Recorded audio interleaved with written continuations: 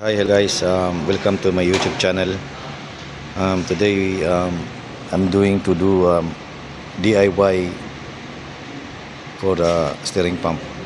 So I have I discover some technique on this one. Be, before you buy steering pump, try try this first. Okay. So I already opened the steering pump. This is a steering pump for the E46 BMW. I already removed the back cover. This one, you need to remove this one. The issue of this one is the steering is becoming hard. So I did this before 4 times, 5 times. It works. So when you remove the back side here, so you will see this one, the impeller pins. This one will open when it rotates. It will compress the fluid and go to the fluid channel to pressurize. So here, this is just a simple hack. What you will do is just remove this pin here, and this one, and I will tell you what's the cause why there is no power in the steering pump.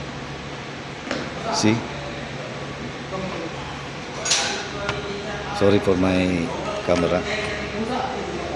If you see here, there is an even surface.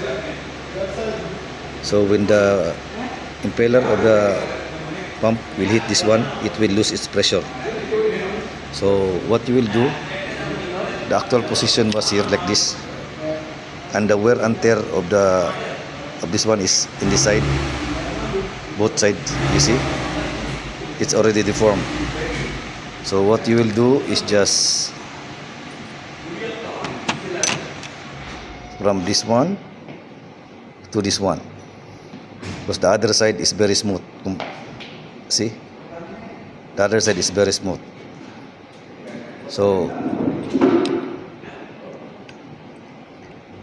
I've did this around 4 to 5 times already, and it works. The pressure of the pump will go back to around 70% of the pressure. We cannot guarantee 100% because they're already wear and tear.